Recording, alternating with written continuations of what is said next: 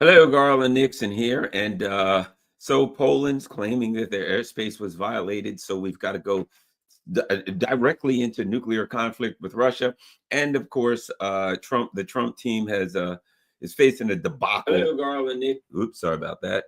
The Trump team is facing a debacle in sorry about that. Some technical difficulties there in Qatar. Let's talk.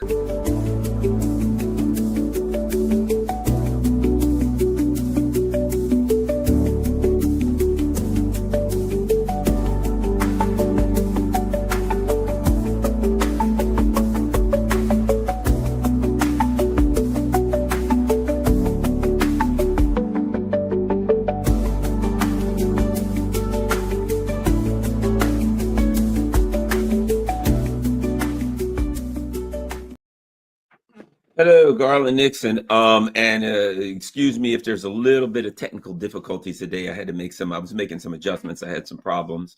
Got up this morning and my machine was acting a little weird and some settings were off. So you know what I always say, the CIA's got to make a living too. Every now and then they got to try to, throw a monkey wrench in the program. Not that I really believe that's true or false, but what the heck? Computers, you got to love them. I always think, when you go Mac, man, I'm a Mac guy, so we're not going to have problems. Well, it is what it is. Anyway, so let's go.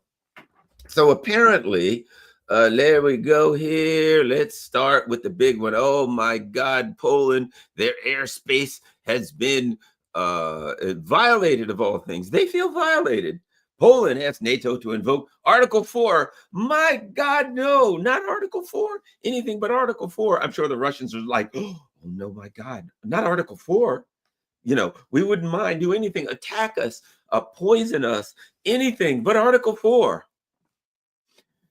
Poland has formally invoked Article 4 of NATO's founding treaty following what it described as an act of aggression. Now, don't get me wrong. Do they fire Storm Shadow missiles into Russia? Do they work with Ukraine to invade the Kursk region, committing atrocities against civilians? Fair enough. But their airspace has been violated, and that is a most horrific act of war that cannot be tolerated.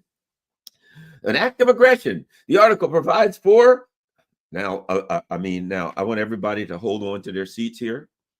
This is going to be scary. When I tell you how bad Article 4 is, I got to clean my glasses off because I know there are going to be weeping and gnashing of teeth. There are going to be people that are going to be, falling out of their chairs, running to their bomb shelter. Are you ready? Are you ready? The article provides for consultations. That's right. That's right. Consultations. The article provides for consultations in case one of the bloc members believes its security is threatened. I wonder what's going on in Moscow. I can see Putin and his cabinet now coming together, and they're like, hey, what's going on? Well, I think NATO's going to invoke Article 4.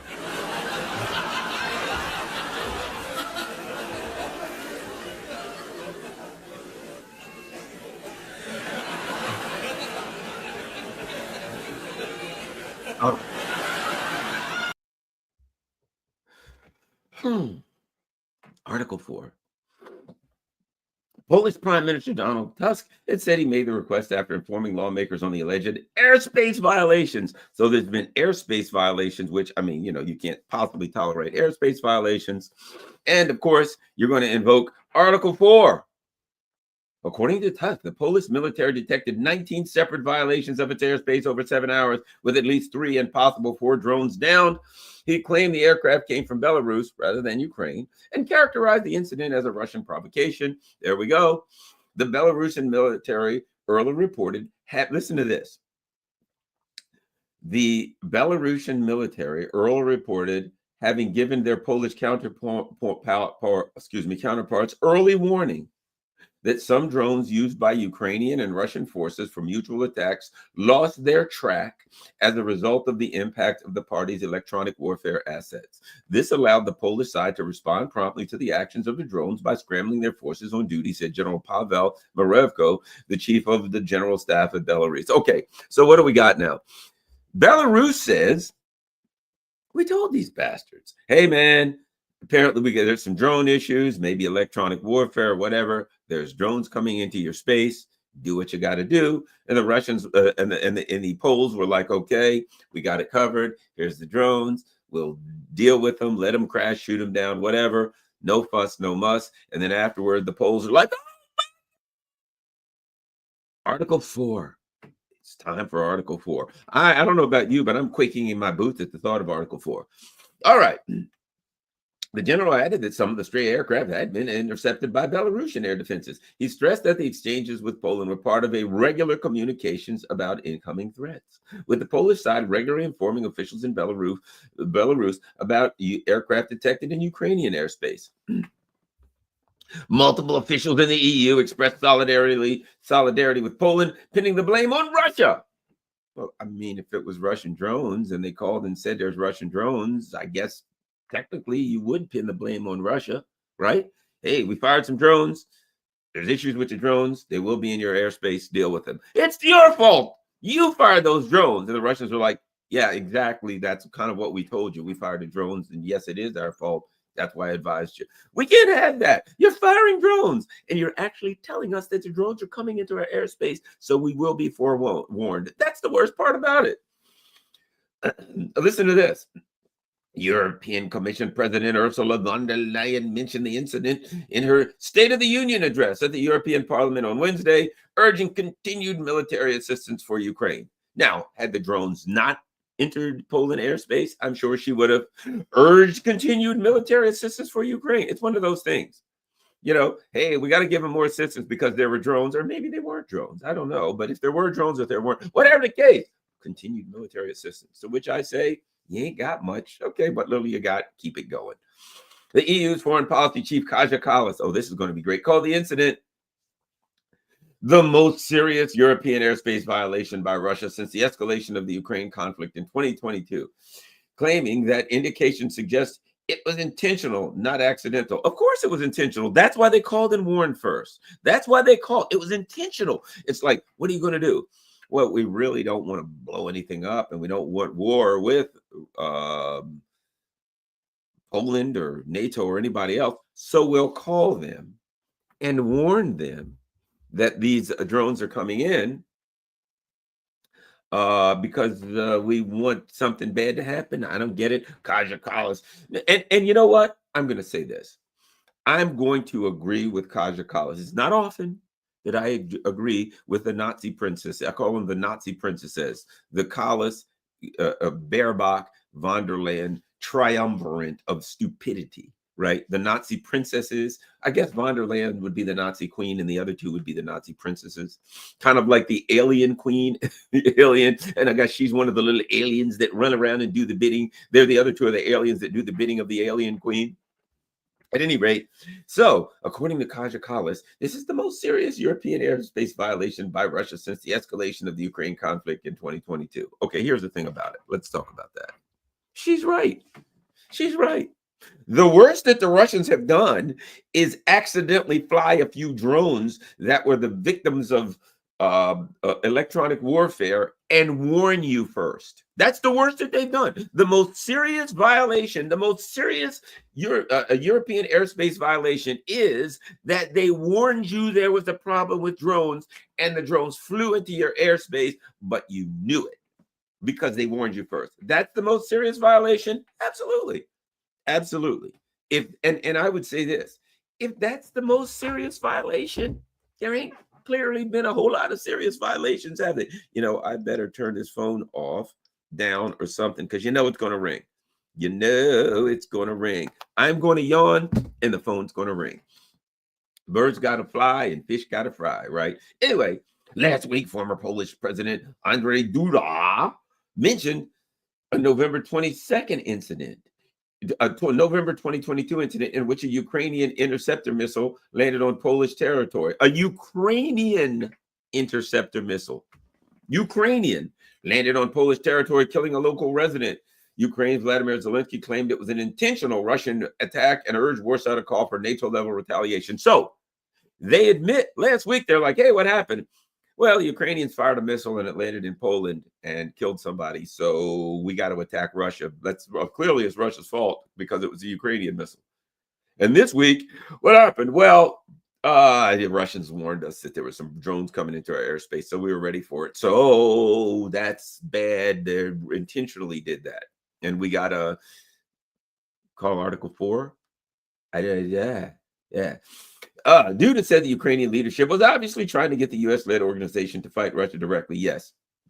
In fact, a week ago, what he said was this, and this is what he actually said, describing such a scenario as a dream for Kiev, but unacceptable to Poland.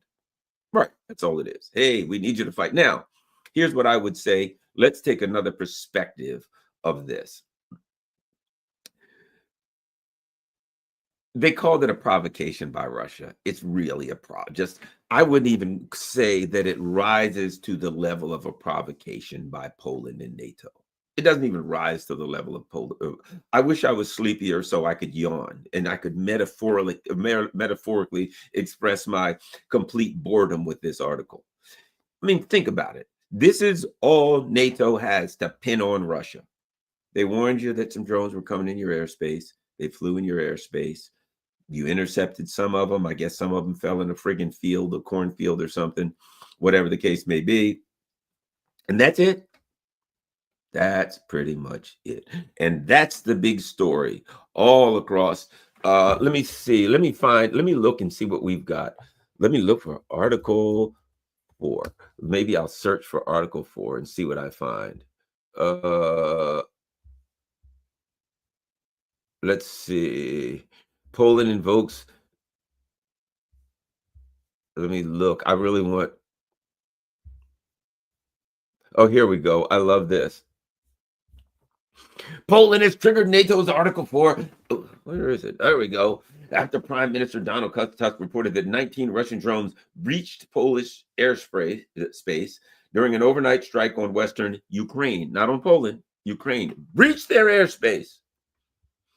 The incursion, which prompted airspace closures and military response, marks a potential escalation in regional tensions and has drawn calls for allied consultations. The Russians are horrified.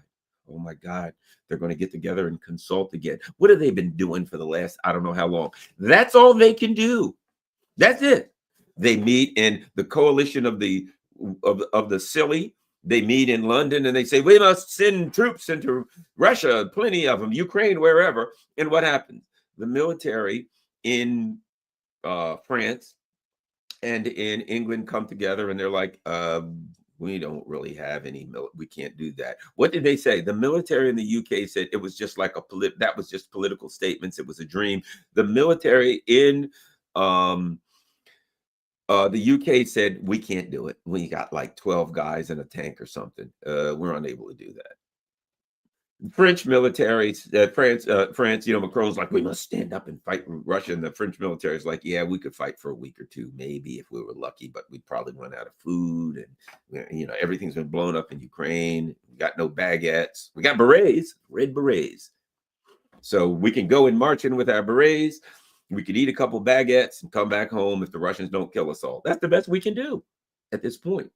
Okay, but they got to get together and pretend that they can. The Russians are supposed to be horrified because if you really think about it, the Russians are supposed to be afraid because a bunch of idiots come together, the ruling elite, and pretend that they could go to war with Russia. It's like a child's tea party where there's nothing in the cup.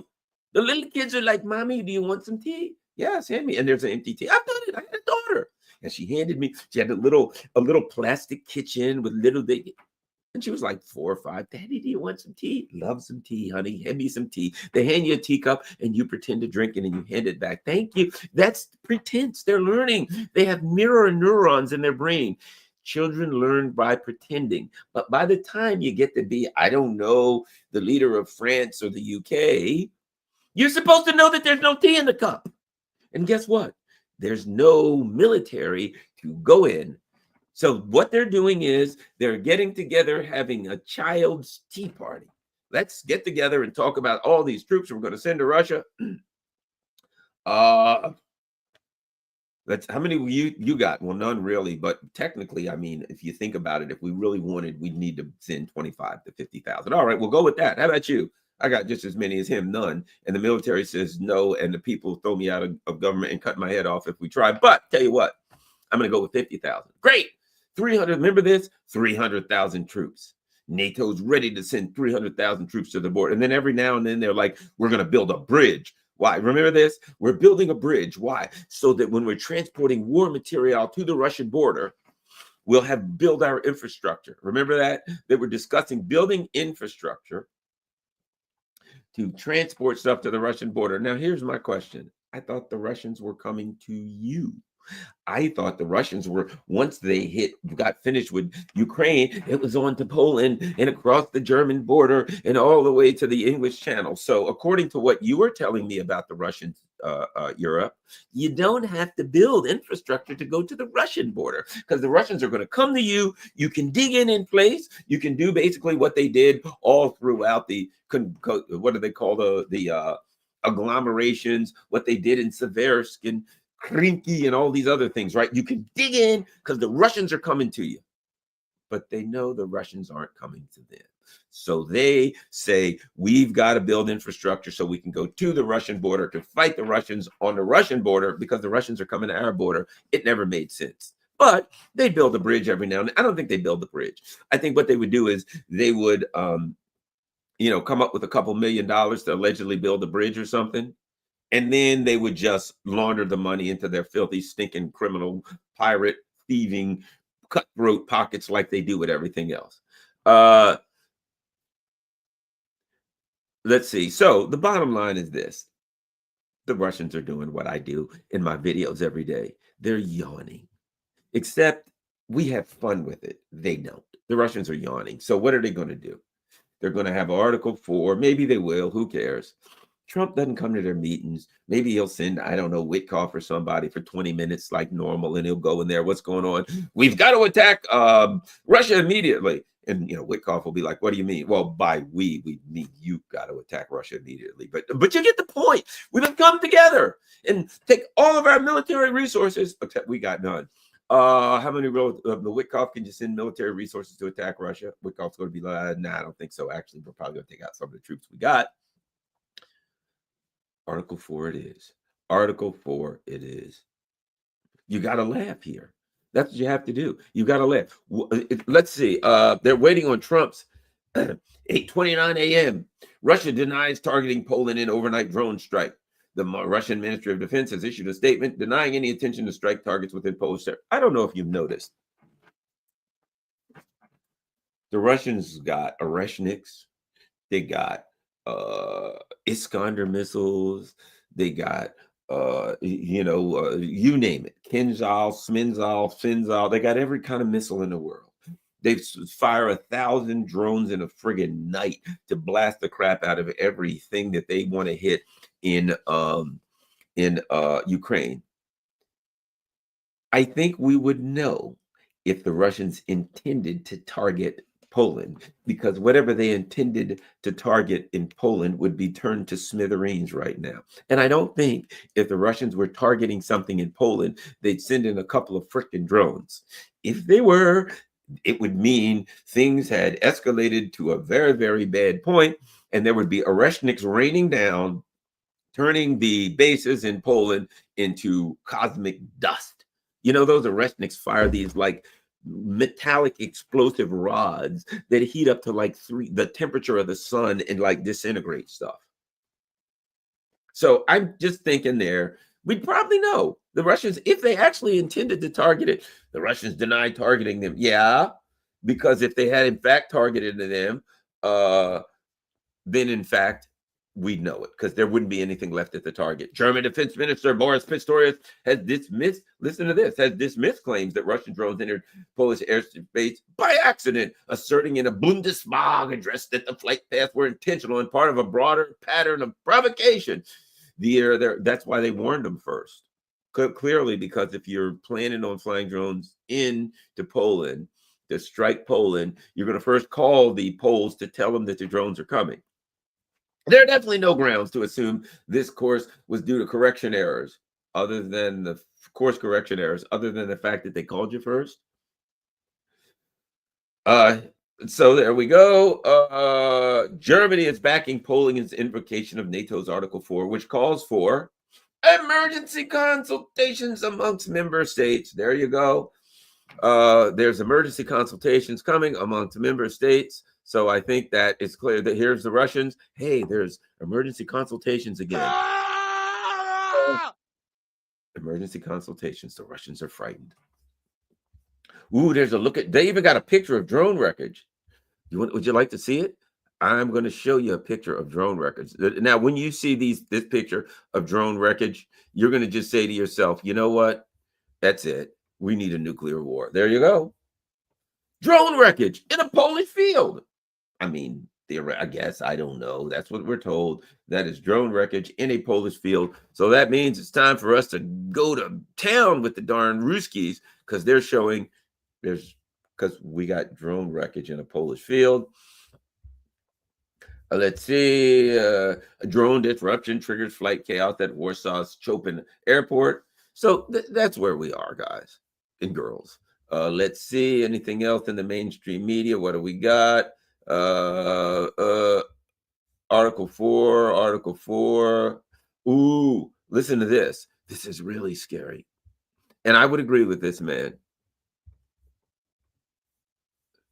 Closest to open conflict since World War II. Polish Prime Minister Tusk after Poland intercepts Russian drones. Well, I guess you forgot World War II. It was the freaking Nazis that came in and attacked Poland. Except there was a whole bunch of Poles that went along with it, even though the Ukrainians slaughtered a bunch of them. Poland Prime Minister initiated Article 4 of the NATO Treaty, which allows member states to request consultations when their security or political independence is threatened. Closest to open conflict since World War II. What do we got? We're dealing with a large-scale provocation. We're ready to repel such provocations. The situation is serious, and no one doubts that we must prepare for various scenarios. There you go. They are all ready to fight because what a joke. Now, here's the thing about it. Let's talk about this. Let us talk about this. Enough of this tomfoolery. What we're looking at is the end of NATO.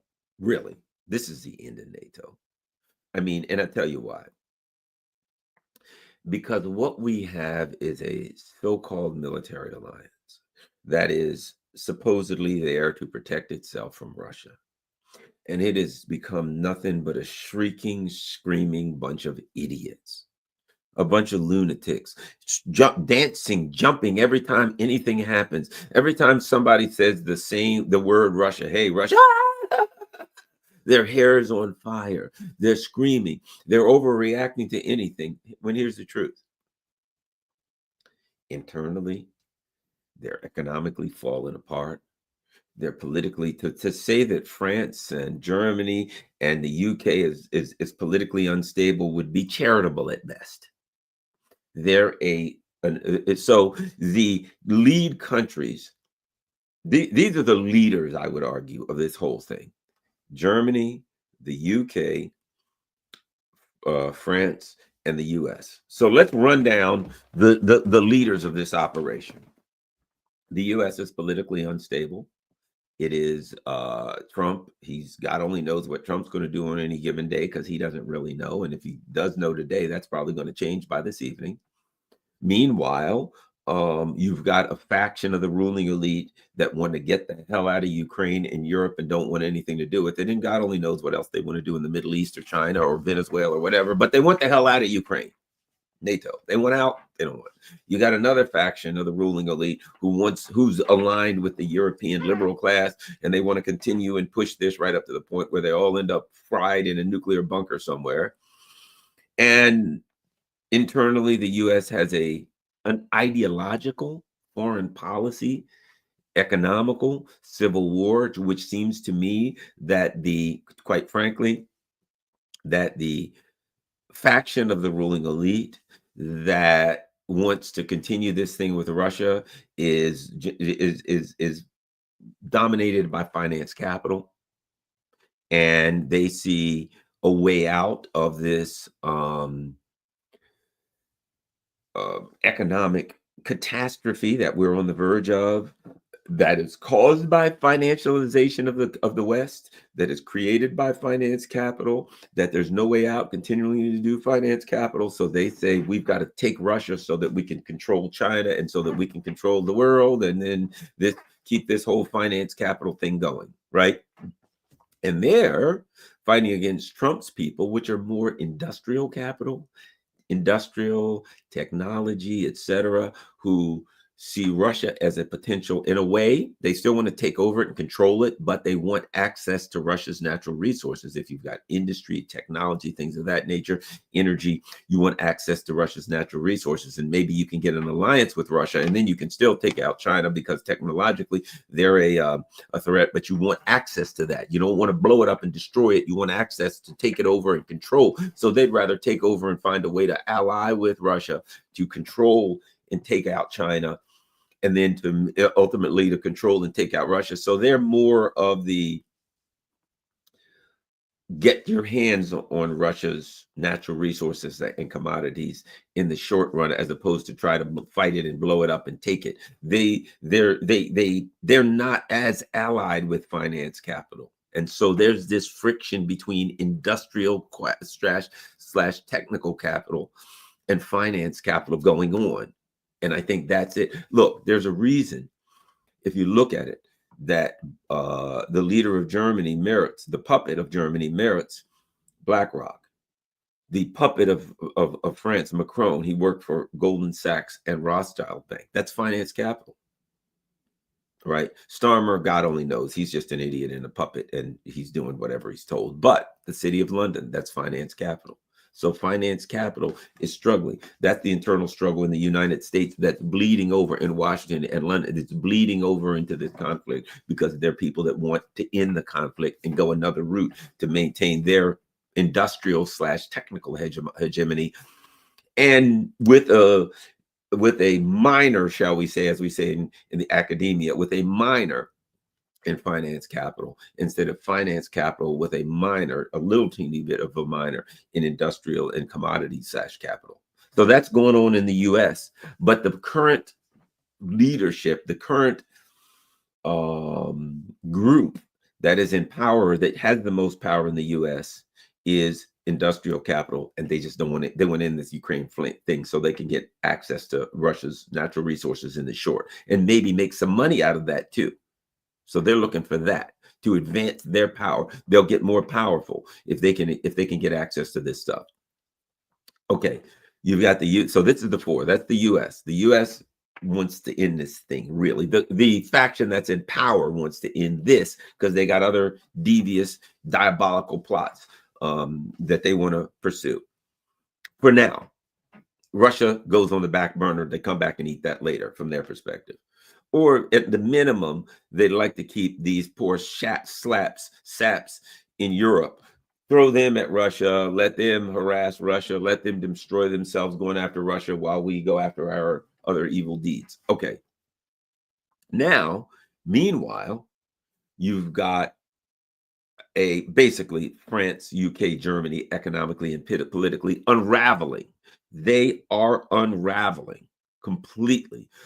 Starmer, his days are numbered. He might have the hours and weeks. Macron, just, I don't know if you know it, he just his government collapsed, so he took the opportunity to put this guy who is like a Macron loyalist. He's made this guy the prime minister. People are in the street, and it's just this.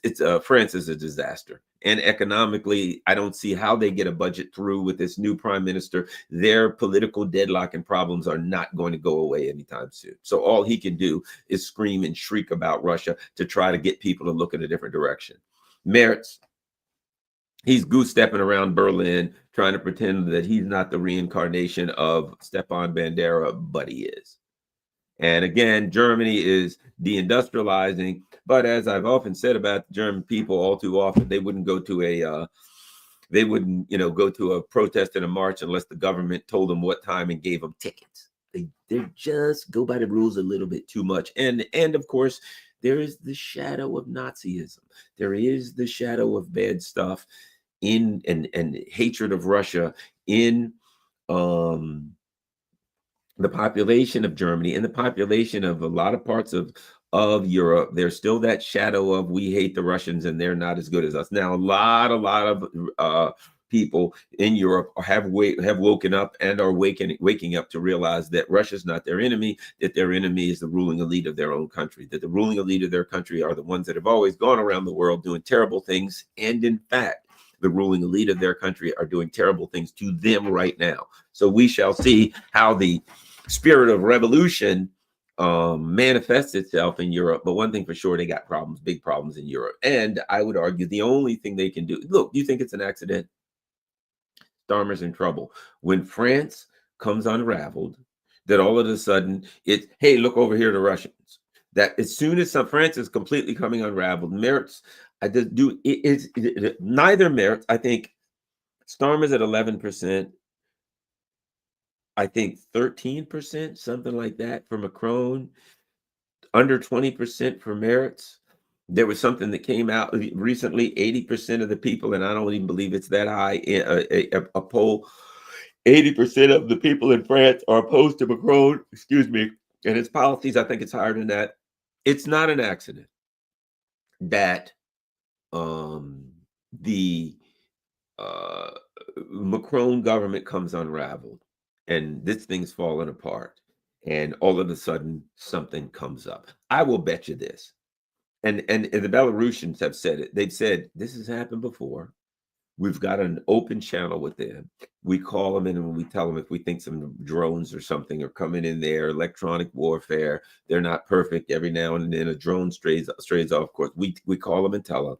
It appears to be something fairly routine, and there's a hotline that the Belarusians have apparently to let the Poles know, hey, you might have a little bit of a problem. Make sure you're ready for it. It appears that this is a fairly routine action. However, what's not fairly routine is that the French government's coming unraveled and they need something to distract people. And I think that's what it is.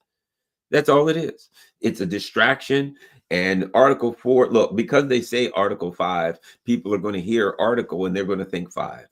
You know how the brain works. It fills in blank spaces. So they're going to say Article 4. People are going to say, I guess that's Article 5. But so Article 4 says consultations. Here's the reality. That's all they've been doing. That's all they've been doing. They have been consulting. That's what they met with. They met with Trump. Was that not a consultation when they all came to Trump and kissed his ring and kissed his foot? Was that not a consultation every other week when they're meeting in Paris or they're meeting in London to talk about Ukraine? Is that not a consultation? Every other week we hear about it. They're another meeting because that's all they can do. And they come together and they come up with a plan and they say, we're going to make an offer to Russia that they can't refuse. And the offer is going to be a ceasefire, troops, and, the Russians have to give $1 trillion, $1 trillion and money back to Ukraine and blah, blah, blah. Every other week they're meeting somewhere to come up with the same exact plan to present with Russia. And then they're going to come to Trump. You remember Merits, we've got to have a ceasefire. And then we've got to do this. And Trump's like, oh, okay, well, guys, I just met with Putin in Alaska. And he said that ship done sailed, brother. That ship done sailed. Those days are long gone, not happening. Oh, okay, fair enough. But we must have a ceasefire in that case. Trump is like, yeah, I don't think they're going to take a ceasefire. Okay, then. Fair enough. Got no ceasefire. Then we got a new plan. Trump's like, what? Ceasefire. The same plan over and over. We want a ceasefire. Okay. Putin says no. Well, then in that case, we're going to do a ceasefire and we'll put troops in Ukraine. Putin says no. Oh, well, then we'll put troops in Ukraine and a negotiations for a ceasefire and the deployment of a reassurance force to Ukraine. Oh, for God's sake. Yeah, we go. And they've renamed it. Don't you love that? Don't you hate the fact that these phones just listen all the time? I want to turn the damn thing off. That's what I'm going to do. I'm going to turn the damn thing off because every time you turn around, they think that you said something. Power off. There you go. Oh, a reassurance force. Even if, you know what, here's the problem. Be careful what you ask for. You might just get it, right? If in fact, Vladimir Putin said, and this is how he could get him. He could say, look, I'll tell you what, here's what we'll do. if England, France, and Germany can put 100,000 troops in Ukraine within 30 days, I'll agree to it. If they can't, I won't. Well, it would never happen because they can't. Now, of course, they put like a dozen troops and call them 100,000 or whatever. Now, I'm just being facetious because Putin will never say that. The Russians will never say that. But my point is, they're even asking, if you think about this, they're going to have a consultation and they're going to say, okay, what do you think? You already know. Article 4, we're calling for a consultation. Fair enough. Another consultation. They'll have a consultation. Do you have any idea what's going to come out of this consultation? Here's my guess. After much deliberation and an Article 4 consultation, we've determined that there's only one move ahead. Number one, we must put a reassurance force in Ukraine. Number two, we must have an immediate 60-day ceasefire. Number three, what will come out of an Article 4 consultation is one that'll have to come out of every Article 4 consultation. Ceasefire immediate, troops in Ukraine. Putin's got to give up all the land back, including Crimea, all the way back to Moscow. Really? That's what we got to deal with? Rockhill North. Thank you very much. Thank you very much. We've got people. We're going to get to that in a few minutes, but there are people that are contributing. As I said, well, we'll get to that later. I am working right now. Hopefully, I'll be able to make my trip to Moscow in November, and hoping that I can raise the money to do that. And I see people have been actually sending donations. So thank you very much to Rockhill Noor and Monik Graphene OS is a great privacy code open source. There we go. Graphene and Raghil Noor for your trip to Russia. Thank you very much, you all. I'm hoping that I'll be able to do that trip to Russia, and I appreciate everybody who has been donating. You can see everything down there. You've even got a mail for snail mail if you're able to donate. So hoping I'll be able to go. We shall see with old Scott Ritter. Anyway, let me continue. So that's that. I mean, I don't know what else to say. It's a waste of our time. I feel like I wasted 30 minutes of your life that you'll never you'll never be able to get back. Telling you that they've been having consultations. Article 4 means consultations, and out of every consultation, they say reassurance forces to Ukraine in 30 days, 60 days, 90 days, ceasefire, and then the Russians say yawn. All right, next, let's go to Qatar.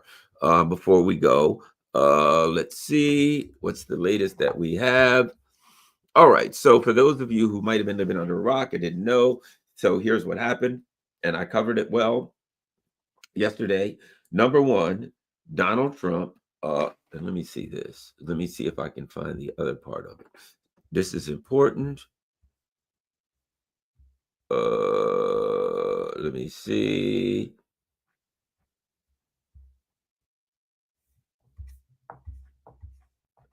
Okay. So, number one, Sunday, Monday, Donald Trump said that there has been a ceasefire, whatever you want to call it, offer sent to Hamas. And here's what he said. This is their last chance. Watch this. Trump, watch this. I'm going to search last chance. Okay. 3 days ago.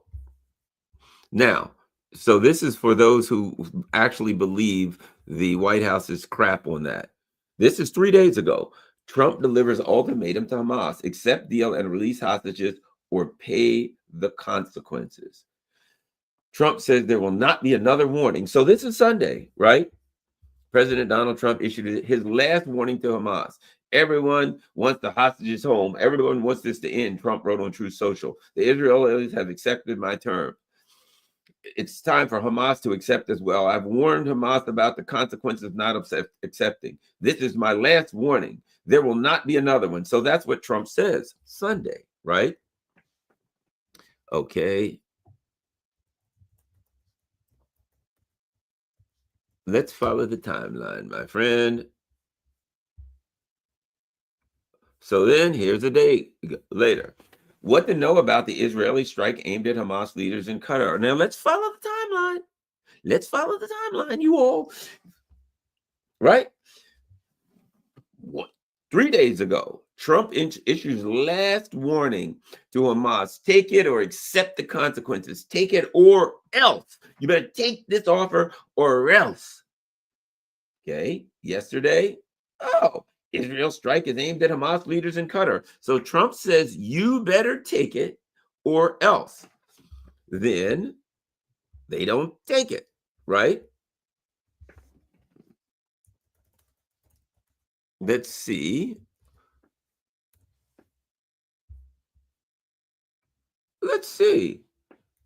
White House rebukes Israel for a strike on Qatar. Trump feels very badly about the attack, issued a sharp rebuke of Israel's strike targeting Hamas officials, assuring Qatar leadership that such an action would never happen as he attempted to smooth over a new rift. He made his frustration clear in a social media post, noting that the White House first learned of Israel's attack from the Pentagon as it was underway. So now, again, I'm an old investigator. Let's put these three things together. Number one, and you don't have to be an old investigator to figure this out. Number one, Trump issues his last warning to Hamas and says, you better take this deal. There will not be another warning, or you will pay the consequences. Within a day and a half, the country of Qatar, who controls the airspace of Qatar, the United States. Within a day, after Donald Trump issued his last warning to Qatar, there's an attempt to kill the Hamas leader. Think about that. The mafia says to Garland, you own a strip joint. Garland says, yeah. Make lots of money, aren't you? And Garland says, yeah, making a fortune with this strip joint.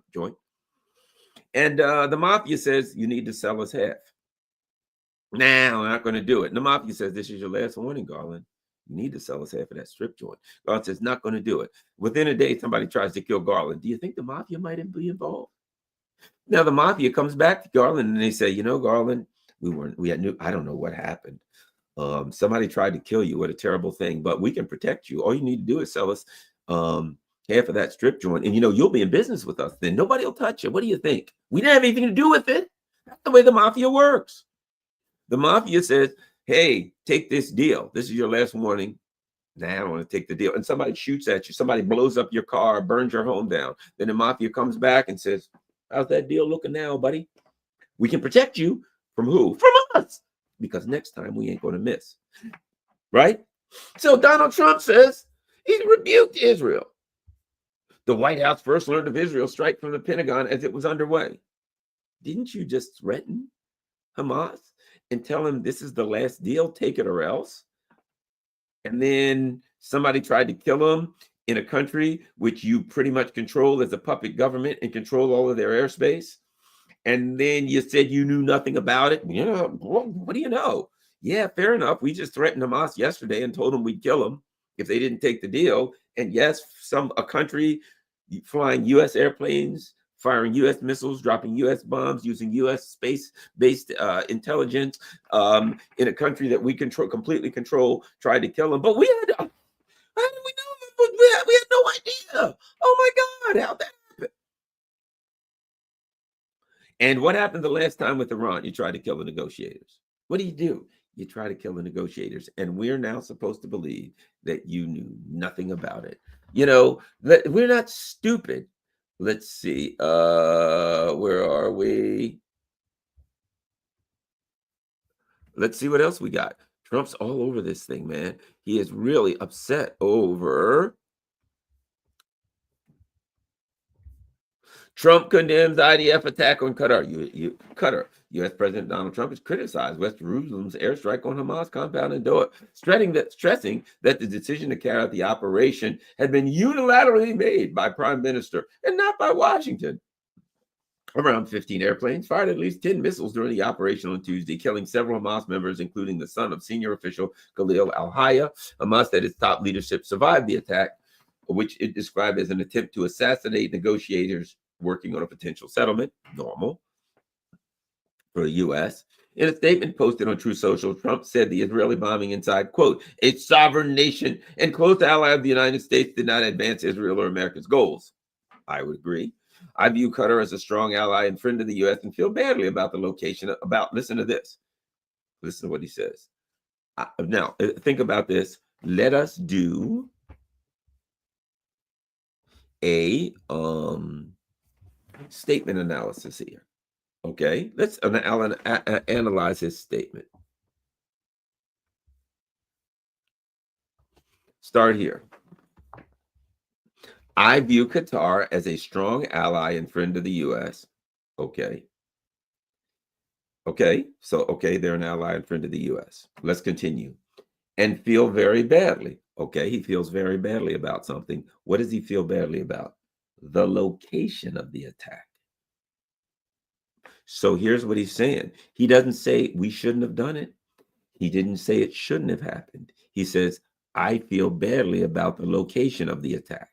Now, let's not forget, he threatened the people that were attacked the day before and said, you better take it. This is your last chance.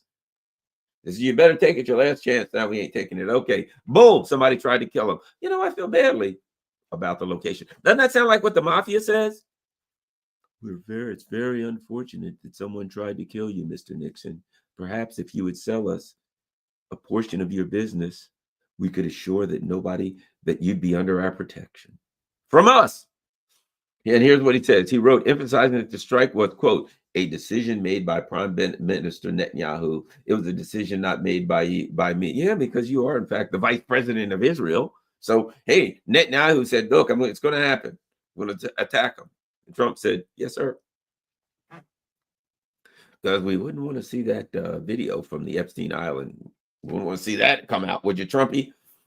Trump said that as soon as he was informed about the operation, he directed U.S. Special Envoy Steve Witkoff to warn Qatari officials, but noted the alert came too late to stop the attack.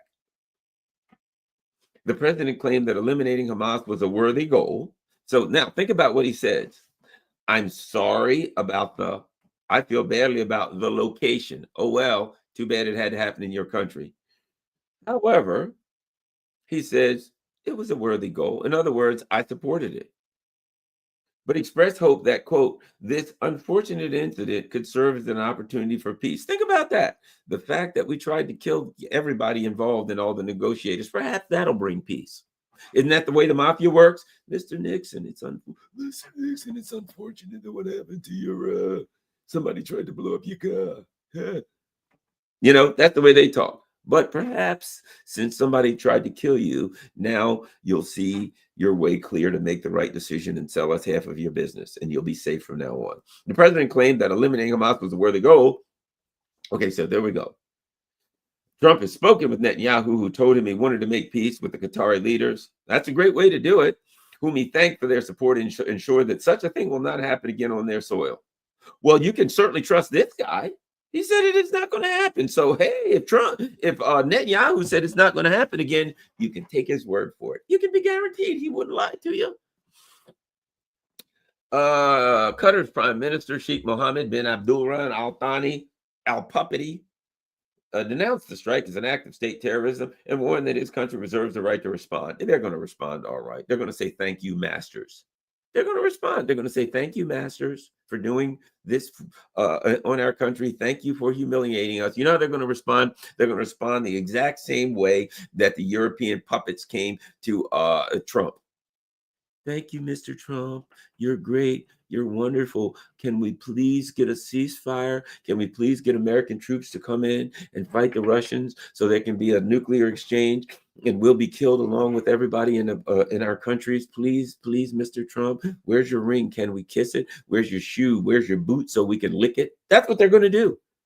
We will respond. How? Well, we're going to lick Trump's boots and kiss his ring. He accused Netanyahu of undermining regional stability and said the incident has derailed ongoing U.S. brokered mediation efforts. Oh, you think? You think trying to kill the negotiators again may possibly derail peace negotiations?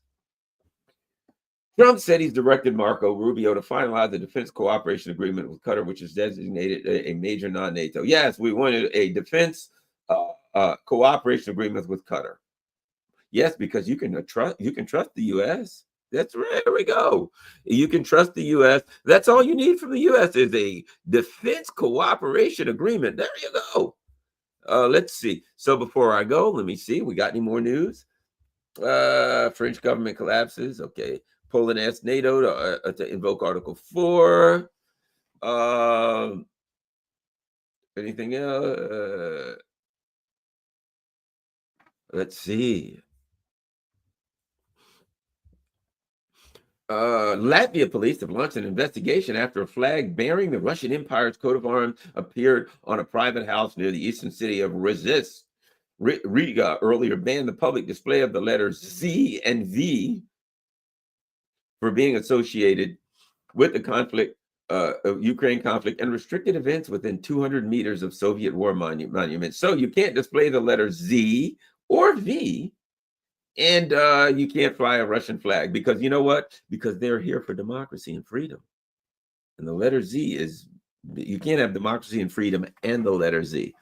The outlet said on Tuesday that the flag in black, yellow, and white, which was on display only for a few hours, carried the inscriptions, "We are Russians, God is with us." Police described it as a symbol glorifying military aggression. Yes. What else? Do you have any Nazi flags flopping all over the place in Latvia? Everywhere. Can you goose step? Can you walk around with a copy of Mein Kampf? Fair enough. But God forbid the letter Z cannot be displayed anywhere. It is the symbol of Tsarist Russian. It is not Russian, modern Russian. It comes from the soul. It's not about war. LSM quoted a local resident as saying, when police officers arrived at the scene, the flag was still hanging, adding it was removed and administrative offense proceedings were opening. Around a quarter of Latvia's 1.8 million people are ethnic Russians. Let's see. Authorities have opened administrative and criminal cases for marking Victory Day, laying flowers at dismantled memorials to Soviet soldiers, displaying prohibited symbols. So there we go. It looks like Latvia is still doing wonderful work, and God knows whatever they're doing. Anything else?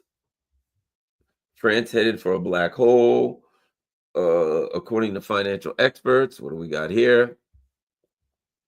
France is one of the highest debt levels in the European Union.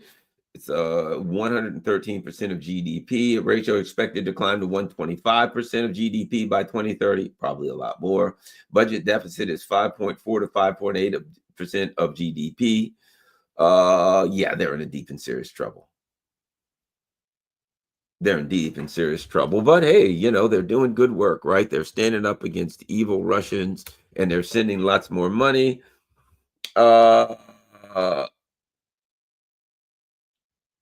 Anything else? Iran does not give IAEA inspectors access to nuclear facilities. There we go. I cannot say I blame them. Let's check one more thing.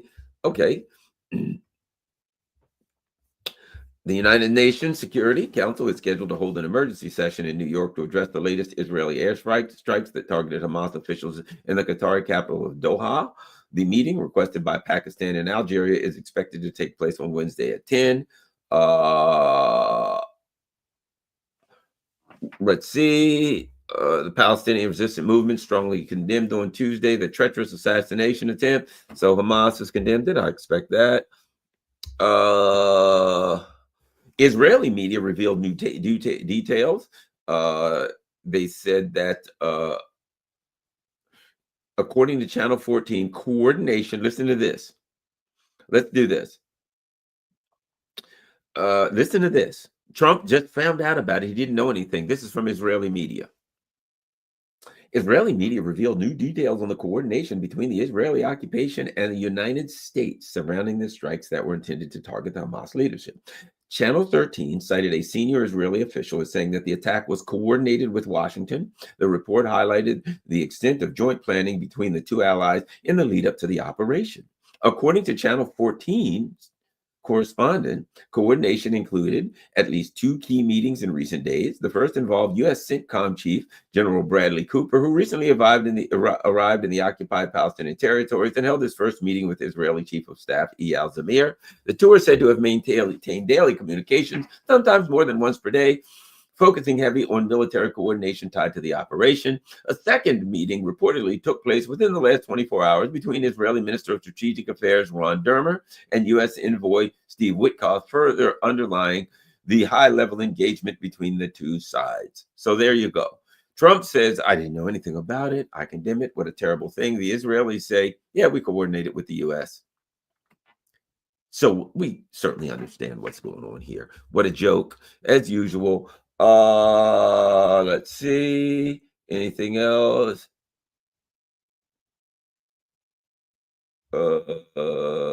Mass arrest as Block Everything movement shuts down France. Europe waives social media ban for minors under 16.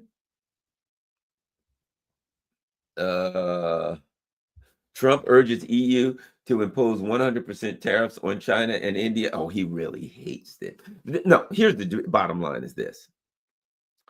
Think about this. Why is Trump saying that? Because he knows they won't and they can't. Right? Here's what Trump's doing, in my opinion. He's saying do this, right? Number one, if they do it, their economies would completely collapse, so they can't do it. And I think what's going on, in my opinion, is they're putting pressure on Trump, saying you have to pick up, you got to go after India and China. And Trump saying, I think you guys should do that. I think you guys should do that. Basically, like they're saying, hey, Trump, we need you to do something that you can't do that will collapse your economy. And Trump saying, yeah, show me first. You show me how to do it. Let's take a look at this before we go. Last thing, and then we're out of here.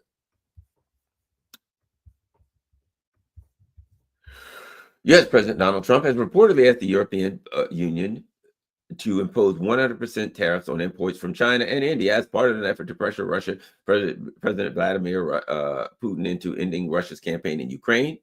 We're ready to go. We're ready to go now, but we're only going to do this if our listen to this. This is it. We're ready to go. We're ready to go right now, but we're only going to do this if our European partners step up with us. A U.S. official was quoted as saying, right? So here's what they know. They know that the Europeans won't and can't do this. And it's a way of getting the Europeans off their back. That's all it is. Hey, Trump, you're going to do this? Sure, we will if you will. Let's see you do it first. You show me the way. That's all it is, because Trump knows they can't do it. At any rate, all right, thanks a lot, everybody. Let us see.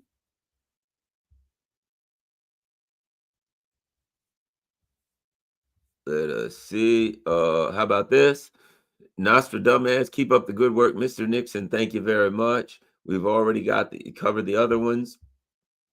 I want to thank everybody who was, let me check Rumble to see if there's any Rumble rants. As everybody knows, I am raising money, hopefully, ideally, to go to Moscow. But so far, I don't have a lot, but it's starting to grow. And I suspect the way things are going that we're going to reach our goal. And I'm going to be able to go to Moscow with Scott Ritter, because people are stepping up to the plate. You can see everything going across the bottom, whether it's Patreon, PayPal, Buy Me a Coffee, all of that kind of stuff. And of course, if you want to send something snail mail, there's my P.O. box, Cash App, everything. So if you can afford, let's send Garland to Moscow. Hopefully. I know there's probably people saying, yeah, and stay there, never come back, asshole. But let's just hope that isn't the case. Thank you. Thank you very much, everybody. If you can, certainly contribute. Even if you can't, the most important thing you can do is, guess what? Share this on all your social media platforms. I'm out.